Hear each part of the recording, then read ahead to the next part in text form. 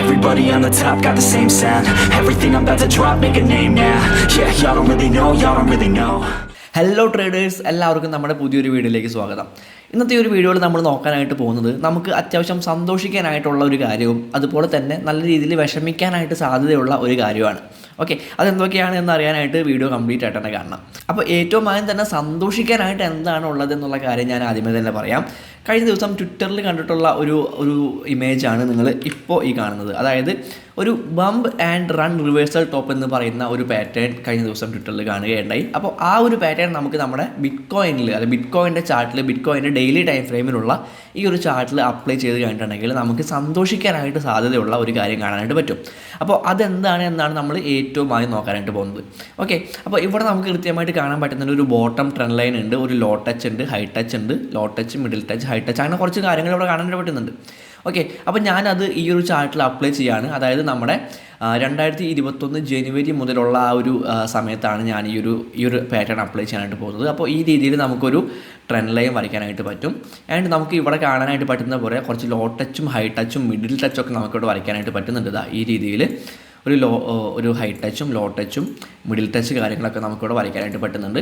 അപ്പോൾ നമ്മൾ ഈ ഒരു ചാർട്ട് പാറ്റേൺ നമുക്കിവിടെ കിട്ടിയിട്ടുണ്ട്. അതായത് ഒരു bump and run reversal top chart pattern നമുക്കിവിടെ കിട്ടിയിട്ടുണ്ട്.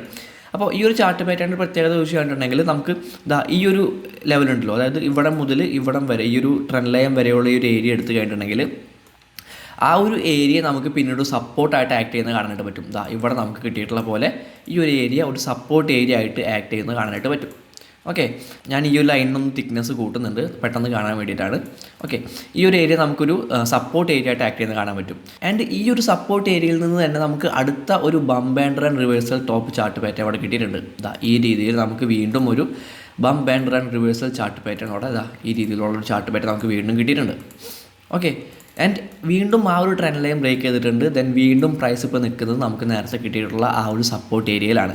അപ്പോൾ ആ ഒരു സപ്പോർട്ട് ഏരിയ എന്ന് പറഞ്ഞു കഴിഞ്ഞിട്ടുണ്ടെങ്കിൽ, അതായത് ഇപ്പോൾ പ്രൈസ് നിൽക്കുന്ന ഈ ഒരു സപ്പോർട്ട് ഏരിയ എന്ന് പറഞ്ഞു കഴിഞ്ഞിട്ടുണ്ടെങ്കിൽ വളരെ ശക്തമായിട്ടുള്ള, വളരെ ഇമ്പോർട്ടൻ്റ് ആയിട്ടുള്ള ബയ്യേഴ്സ് വളരെയധികം വിട്ടുകൊടുക്കാതെ പിടിച്ചു നിൽക്കുന്ന ഒരു ഏരിയ ആയിട്ട് നമുക്ക് ഈ ഒരു ഏരിയനെ എടുക്കാൻ പറ്റും. അതായത് ഒരു 29K എന്ന് പറയുന്ന ആ ഒരു ഏരിയനെ, ഈ ഒരു 29K എന്ന് പറഞ്ഞു കഴിഞ്ഞിട്ടുണ്ടെങ്കിൽ ഈ ഒരു ലൈൻ മാത്രമല്ല, നമുക്ക് ഇവിടെയുള്ള ഈ ഒരു ഏരിയ കംപ്ലീറ്റ് ആയിട്ട് നമുക്ക് ഈ ഒരു മികച്ച അല്ലെങ്കിൽ സ്ട്രോങ് ആയിട്ടുള്ള ഒരു സപ്പോർട്ട് ഏരിയ ആയിട്ട് എടുക്കാൻ പറ്റുന്ന ഒരു ഏരിയയാണ്. അപ്പോൾ ആ ഒരു ഏരിയയിലാണ് ബിറ്റ്കോയിൻ്റെ പ്രൈസ് ഇപ്പോൾ നിൽക്കുന്നത് എന്നുള്ളത് കൊണ്ട് തന്നെ നമുക്ക് നല്ല രീതിയിലുള്ളൊരു മൂവ്മെൻറ്റ് നമുക്ക് മുകളിലേക്ക് പ്രതീക്ഷിക്കാവുന്നതാണ്. അതായത് ഇവിടെ സംഭവിച്ച പോലെ തന്നെ ഈ ഒരു bump and run reversal top എന്ന് പറയുന്ന ഒരു പാറ്റേണിനെ ഫോളോ ചെയ്തുകൊണ്ട് തന്നെ നമുക്ക് വീണ്ടും ഒരു അപ്പ് മൂവ്മെൻറ്റ്, ഒരു അപ്പ് ട്രെൻഡ് നമുക്ക് ബിറ്റ്കോയിനിൽ പ്രതീക്ഷിക്കാവുന്നതാണ്. ഓക്കെ, ഇത് ഒന്നാമത്തെ കാര്യമാണ്. ഇനി രണ്ടാമത്തെ ഒരു കാര്യം എന്ന് പറഞ്ഞു കഴിഞ്ഞിട്ടുണ്ടെങ്കിൽ ഞാൻ ഈ ഡ്രോയിങ്സ് എല്ലാം ഒന്ന് ക്ലിയർ ചെയ്യുന്നുണ്ട്. നമ്മൾ നേരത്തെ പറഞ്ഞ പോലെ തന്നെ ഇത് നല്ലൊരു സപ്പോർട്ട് ഏരിയ ആണെന്നുള്ള കാര്യങ്ങൾ നമ്മൾ പറഞ്ഞു. ആൻഡ് ഇവിടെ നോക്കി കഴിഞ്ഞിട്ടുണ്ടെങ്കിൽ നമുക്ക് വളരെ ഗംഭീരമായിട്ടുള്ള, വളരെ ലെങ്ത്തുള്ള ഒരു ലോ ഷാഡോ ക്രിയേറ്റ് ചെയ്തുകൊണ്ട് പ്രൈസ് മുകളിലേക്ക് വന്നിട്ടുള്ള കാണാനായിട്ട് പറ്റും. അതായത് ഈ ഒരു ലോ ഷാഡോ എന്ന് പറഞ്ഞു കഴിഞ്ഞിട്ടുണ്ടെങ്കിൽ നമുക്ക് മനസ്സിലാക്കാനായിട്ട് പറ്റുന്നത് എന്താണ്, അവിടെ വളരെ ഗംഭീരമായിട്ടുള്ള ഒരു പ്രൈസ് റിജക്ഷൻ നടന്നിട്ടുണ്ട്. നമുക്ക് ഈ ഒരു ലോ ഷാഡോയിൽ നിന്ന് മനസ്സിലാക്കാനായിട്ട് പറ്റുന്നത്. ഓക്കെ, ഒരു വീക്കിലി ടൈം ഫ്രെയിമിലേക്ക് പോയി കഴിഞ്ഞിട്ടുണ്ടെങ്കിൽ നമുക്ക് കുറച്ച് കാര്യങ്ങൾ കാണാൻ പറ്റുന്നത് എന്താണെന്ന് ചോദിച്ചു കഴിഞ്ഞിട്ടുണ്ടെങ്കിൽ ഞാൻ കുറച്ചൊന്ന് ബാക്കിലേക്ക് പോകുന്നുണ്ട്. അതായത് മുൻ വർഷങ്ങളിൽ നടന്നിട്ടുള്ള കുറച്ച് മാർക്കറ്റ് ക്രാഷുകളിലേക്ക് നമുക്ക് പോയി കഴിഞ്ഞാൽ ഇവിടെ കാണാനായിട്ട് പറ്റുന്ന ഒരു കാര്യം എന്ന് പറയുന്നത് നമുക്ക് 2013 ഒരു മാർക്കറ്റ് ക്രാഷ് നോക്കാം. അവിടെ നമുക്ക് കൃത്യമായിട്ട് ഇതുപോലെ നമുക്ക് ഇപ്പോൾ കാണാൻ പറ്റുന്ന പോലെയുള്ള ഒരു ലോ ഷാഡോ ഇവിടെ ക്രിയേറ്റ് ചെയ്തിട്ടുള്ള കാണാനായിട്ട് പറ്റും. ദെൻ ആ ഒരു ലോ ഷാഡോ ക്രിയേറ്റ് ചെയ്തതിന് ശേഷം പ്രൈസ് നല്ല രീതിയിൽ മുകളിലേക്ക് പോവാണ്. ഒരു പുതിയ ഓൾ ടൈം ഹൈ ക്രിയേറ്റ് ചെയ്യുന്ന രീതിയിൽ പ്രൈസ് മുകളിലേക്ക് പോവാണ്. ദെൻ വീണ്ടും പ്രൈസ് ആ 2018 ക്രാഷിന് ശേഷം പ്രൈസ് വീണ്ടും ഇവിടെ ഒരു ലോ ഷാഡോ ക്രിയേറ്റ് ചെയ്യുന്നുണ്ട്. ദെൻ വീണ്ടും പ്രൈസ് ഒരു പുതിയ ഓൾ ടൈം ഹൈ ക്രിയേറ്റ് ചെയ്യുന്ന ആ ഒരു ലെവലിലേക്ക് പോയിട്ടുണ്ട്. ആൻഡ് ഇവിടെ നോക്കി കണ്ടിട്ടുണ്ടെങ്കിൽ പ്രൈസ് വീണ്ടും ഒരു ലോ ഷാഡോ, അതും നല്ലൊരു സപ്പോർട്ട് ഏരിയ ആയിട്ടുള്ള ഒരു ഏരിയയിൽ തന്നെ പ്രൈസ് ഒരു ലോ ഷാഡോ ക്രിയേറ്റ് ചെയ്തുകൊണ്ട് മുകളിലേക്ക് കയറിയിട്ടുണ്ട്. സോ നമുക്ക് ഇവിടെ നിന്നും പ്രൈസിന് നല്ല രീതിയിലുള്ളൊരു റിജക്ഷൻ നമുക്ക് കാണാനായിട്ട് പറ്റുന്നുണ്ട്. സോ ആ ഒരു റിജക്ഷൻ നമുക്ക് ഒരു ഓൾ ടൈം ഹൈ എത്തുന്ന രീതിയിലേക്കുള്ള ഒരു മൂവ്മെൻറ്റ് നമുക്ക് ബിറ്റ്കോയിനിൽ കാണിച്ചു തരാനായിട്ടുള്ള സാധ്യതകളും അവിടെയുണ്ട്. പക്ഷേ തൊട്ടടുത്ത വീക്കിലി ടൈം ഫ്രെയിമിൽ തൊട്ടടുത്ത ക്യാൻഡിൽ നോക്കി കഴിഞ്ഞിട്ടുണ്ടെങ്കിൽ ആ ക്യാൻഡിൽ വീണ്ടും താഴേക്കാണ് വന്നുകൊണ്ടിരിക്കുന്നത്. ഒരു 3 ദിവസം കൂടി ഉണ്ട് ആ ക്യാൻഡിൽ ഫോം ആവാനായിട്ട്. അപ്പോൾ ആ ഒരു ക്യാൻഡിൽ ഏത് രീതിയിലാണ് ഫോം ആവുന്നത്, ആ ഒരു ക്യാൻഡിൽ തൊട്ട് മുൻപുള്ള ആ ഒരു ഈ ഒരു റെഡ് ക്യാൻഡിലിൻ്റെ ക്ലോസിംഗ് പ്രൈസിന് മുകളിലായിട്ടൊക്കെയാണ് ഫോം ആവുന്നത്, അല്ലെങ്കിൽ അത് അവിടെയാണ് ക്ലോസ് ആവുന്നത് എന്നുണ്ടെങ്കിൽ നമുക്ക് ഈ ഒരു റിജക്ഷൻ നമുക്ക് വീണ്ടും ഒന്ന് കൺഫേം ചെയ്യാനായിട്ട് പറ്റും. ഓക്കെ, അതല്ല ഈ പ്രൈസ് വീണ്ടും ഈ രീതിയിൽ തന്നെ ഒരു റെഡ് ക്യാൻഡിൽ തന്നെയാണ് ഈ രീതിയിൽ അത്യാവശ്യം മൊമെൻ്റത്തോട് കൂടിയിട്ടുള്ള ഒരു റെഡ് ക്യാൻഡിൽ തന്നെയാണ് അവിടെ ഫോം ആവുന്നത് എന്നുണ്ടെങ്കിൽ നമുക്ക് ആ പ്രതീക്ഷ, അതായത് മുകളിലേക്ക് പോകുമെന്നുള്ളൊരു പ്രതീക്ഷ നമുക്ക് അവിടെയും വേണ്ടെന്ന് വെക്കേണ്ടി വരും. ഓക്കെ, അപ്പോൾ വീണ്ടും നമുക്ക് ഡെയിലി ടൈം ഫ്രെയിമിലേക്ക് പോകാൻ. ഡെയിലി ടൈം ഫ്രെയിമിലേക്ക് പോയി കഴിഞ്ഞിട്ടുണ്ടെങ്കിൽ നമുക്ക് അത്യാവശ്യം സന്തോഷം തരുന്ന അല്ലെങ്കിൽ അത്യാവശ്യം പ്രതീക്ഷ തരുന്ന മറ്റൊരു കാര്യം കൂടിയുണ്ട്. അതായത് പ്രൈസ് ഇവിടേക്ക് വന്നിട്ടുള്ള ഈ ഒരു കാര്യം നോക്കി കണ്ടിട്ടുണ്ടെങ്കിൽ നമുക്ക് പ്രൈസ് ഈ രീതിയിൽ ഒരു ബോട്ടം ഇവിടെ ക്രിയേറ്റ് ചെയ്യുന്നുണ്ട്. ദെൻ പ്രൈസ് ഒന്ന് മുകളിലേക്ക് പോകുന്നുണ്ട്, ഒരു നെക്ക് ലൈൻ ഇവിടെ ക്രിയേറ്റ് ചെയ്യുന്നുണ്ട്. ദെൻ പ്രൈസ് വീണ്ടും താഴേക്ക് വന്നുകൊണ്ട് ആ ഏരിയയിൽ തന്നെ ഒരു ബോട്ടം ക്രിയേറ്റ് ചെയ്യാനായിട്ട് തുടങ്ങുകയാണ്. അപ്പോൾ ഇത് നമ്മൾ പഠിച്ചിട്ടുള്ള ഏത് ചാർട്ട് പാറ്റേൺ ആയിട്ടാണ് നമുക്ക് എടുക്കാനായിട്ട് പറ്റുക? നമുക്ക് ഇതൊരു ഡബിൾ ബോട്ടം ചാർട്ട് പാറ്റേൺ ആയിട്ട് എടുക്കാനായിട്ട് പറ്റും. നമ്മൾ കഴിഞ്ഞ വീഡിയോയിൽ എങ്ങനെയാണ് കൃത്യമായിട്ടുള്ള ഒരു ഡബിൾ ബോട്ടം ചാർട്ട് പാറ്റേണും ഡബിൾ ടോപ്പ് ചാർട്ട് പാറ്റേണും ഒക്കെ കണ്ടെത്താനായിട്ട് സാധിക്കുക നമ്മൾ പറഞ്ഞിട്ടുണ്ടായിരുന്നു. അപ്പോൾ ഈ ഒരു ഡബിൾ ബോട്ടം അല്ലെങ്കിൽ ഡബിൾ ടോപ്പ് ചാർട്ട് പാറ്റേൺ എന്ന് പറഞ്ഞു കഴിഞ്ഞിട്ടുണ്ടെങ്കിൽ വളരെ ശക്തമായിട്ടുള്ള ഒരു ട്രെൻഡ് റിവേഴ്സൽ നമുക്ക് കാണിച്ചു തരുന്ന ചാർട്ട് പാറ്റേൺസ് ആയിരിക്കും. ഓക്കെ, അപ്പോൾ ഈ രീതിയിൽ പ്രൈസ് ഇവിടെ നമുക്കൊരു double bottom chart pattern create ചെയ്യാനായിട്ട് സാധ്യതകൾ നമുക്കിവിടെ കാണാനായിട്ട് പറ്റുന്നുണ്ട്. അപ്പോൾ ഈ രീതിയിൽ പ്രൈസ് മുകളിലേക്ക് പോകാനും സാധ്യതയുണ്ട്. പക്ഷേ എപ്പോഴാണ് നമുക്ക് ഈ ഒരു double bottom chart pattern confirm ചെയ്യാനായിട്ട് സാധിക്കുക എന്ന് ചോദിച്ചു കഴിഞ്ഞിട്ടുണ്ടെങ്കിൽ നമുക്ക് ഇവിടെ ഒരു ബുള്ളിഷ് ആയിട്ടുള്ള സൈൻ കിട്ടണം. ഒന്നുകിൽ ഒരു ബുള്ളിഷ് എൻഗൾഫിംഗ് ക്യാൻഡിൽ സ്റ്റിക്കോ അല്ലെങ്കിൽ ഒരു ഹാമർ ക്യാൻഡിലോ ഒക്കെ കിട്ടിക്കഴിഞ്ഞാൽ മാത്രമേ നമുക്ക് ഇതൊരു ഡബിൾ ബോട്ടം ചാർട്ട് പാറ്റേൺ ആയിട്ട് എടുക്കാനായിട്ട് പറ്റുള്ളൂ.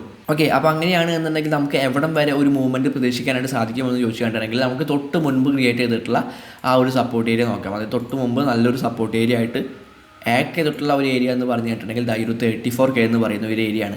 അപ്പോൾ പ്രൈസ് ഇവിടെ നിന്ന് ഈ രീതിയിൽ ചെറിയ രീതിയിലുള്ളൊരു മൂവ്മെൻറ്റ്, ചെറിയ രീതിയിൽ മുകളിലേക്ക് ഒരു റീടെസ്റ്റ് എന്നൊക്കെ നമുക്ക് ഹയർ ടൈം ഫ്രെയിംസിൽ പോയി കണ്ടിട്ടുണ്ടെങ്കിൽ, ഒരു വീക്ക്ലി ടൈം ഫ്രെയിമിൽ പോയി കണ്ടിട്ടുണ്ടെങ്കിൽ ഒരു റീടെസ്റ്റ് എന്നൊക്കെ വേണമെങ്കിൽ വിളിക്കാൻ പറ്റുന്ന ഒരു മൂവ്മെൻറ്റ് നമുക്ക് ബിറ്റ്കോയിൻ്റെ കാര്യത്തിൽ ഡെയിലി ടൈം ഫ്രെയിമിൽ നമുക്ക് പ്രതീക്ഷിക്കാവുന്നതാണ്. ഓക്കെ, അപ്പോൾ ഇവിടെ മുതൽ ഈ ഒരു 34K എന്ന് പറയുന്ന ഒരു ഏരിയയിലേക്ക് എത്തിക്കഴിഞ്ഞാൽ തന്നെ ഏകദേശം 16% ഉള്ളൊരു മൂവ്മെൻറ്റ് ബിറ്റ്കോയിനിൽ വരാനായിട്ട് ചാൻസ് ഉണ്ട്. അപ്പോൾ ഒരു 16% ഉള്ളൊരു മൂവ്മെൻറ്റ് ബിറ്റ്കോയിനിൽ സംഭവിക്കുകയാണ് എന്നുണ്ടെങ്കിൽ ഓൾട്ട് കോയിൻസ് അത്രത്തോളം വലിയ രീതിയിലുള്ള മൂവ്മെൻറ്റുകൾ കാഴ്ചവെക്കുമെന്നുള്ള കാര്യങ്ങൾ ഞാൻ പറഞ്ഞു തരേണ്ട ആവശ്യമില്ലല്ലോ.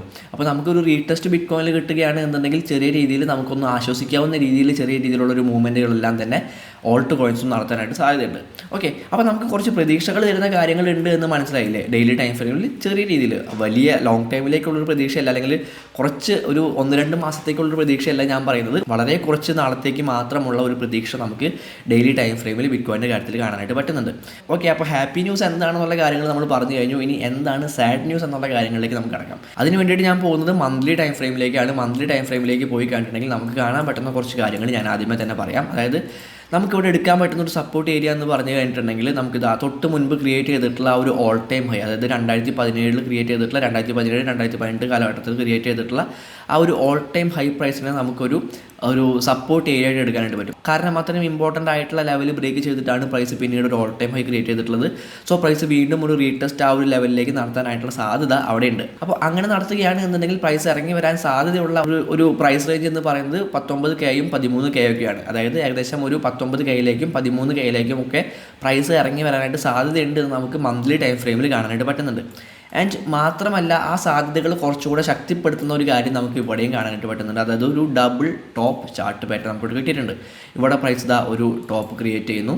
ദെൻ വീണ്ടും ആ ഒരു ടോപ്പിലേക്ക് പ്രൈസ് ഒരു റീടെസ്റ്റ് നടത്തിയിട്ട് വീണ്ടും അവിടെ നിന്ന് റിജക്ഷൻ കിട്ടുകയാണ്.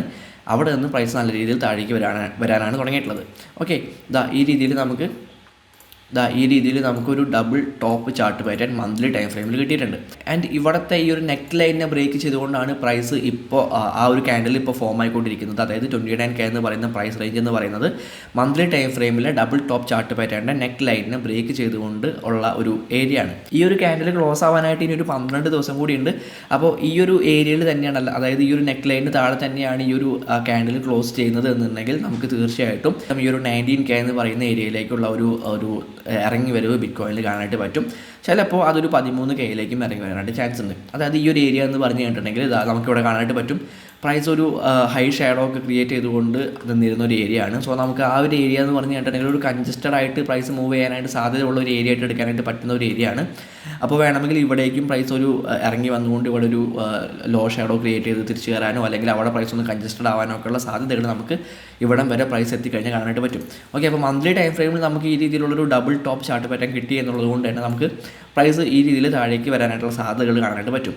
ഓക്കെ, നമ്മൾ ഈ പറഞ്ഞ കാര്യങ്ങൾ നമുക്ക് കൺഫേം ചെയ്യാനായിട്ട് സാധിക്കുന്ന ഒരു കാര്യം കൂടി നമുക്കിനി നോക്കാം. അതായത് ഈ ഒരു ചാർട്ടിലേക്ക് ഞാൻ ബോളിഞ്ചർ ബാൻഡ് ഇടുകയാണ്. ബോളിഞ്ചർ ബാൻഡ് ഇട്ട് കഴിഞ്ഞിട്ടുണ്ടെങ്കിൽ നമുക്കിവിടെ കാണാൻ പറ്റുന്ന കാര്യമെന്ന് പറയുന്നത് ഈ ഒരു അപ്പർ ബാൻഡിൽ ഒരു റെസിസ്റ്റൻസ് എടുത്തുകൊണ്ട് ഈ ഒരു മിഡിൽ ലൈനെയും ബ്രേക്ക് ചെയ്തുകൊണ്ട് പ്രൈസ് താഴേക്ക് വരുന്ന ഒരു കാഴ്ചയാണ് നമുക്കിവിടെ കാണാനായിട്ട് പറ്റുന്നത്. സോ നമുക്കിവിടെ പ്രതീക്ഷിക്കാവുന്ന ഒരു കാര്യമെന്ന് പറയുന്നത് ഈ ഒരു ലോവർ ബാൻഡിൽ പ്രൈസ് ഒരു സപ്പോർട്ട് എടുക്കും എന്നുള്ള കാര്യങ്ങളാണ്. ഓക്കെ, അങ്ങനെ ആ ഒരു ലോവർ ബാൻഡിലേക്ക് പ്രൈസ് ഇറങ്ങി വരികയാണ് എന്നുണ്ടെങ്കിൽ ഒരു 19K അല്ലെങ്കിൽ 15Kയിലേക്കൊക്കെ പ്രൈസ് എത്താനായിട്ടുള്ള സാധ്യതകൾ നമുക്ക് ബോളിഞ്ചർ ബാൻഡ് വെച്ച് നോക്കുകയാണ് എന്നുണ്ടെങ്കിൽ ബിറ്റ്കോയിൻ്റെ കാര്യത്തിൽ നമുക്ക് പ്രതീക്ഷിക്കാവുന്നതാണ്. അപ്പോൾ നമ്മൾ നേരത്തെ പറഞ്ഞിട്ടുള്ള ആ ഡബിൾ ടോപ്പ് ചാർട്ട് പാറ്റേൺ വെച്ച് നോക്കുകയാണ് എന്നുണ്ടെങ്കിൽ പ്രൈസ് താഴേക്ക് വരാനായിട്ട് സാധ്യതയുണ്ട്.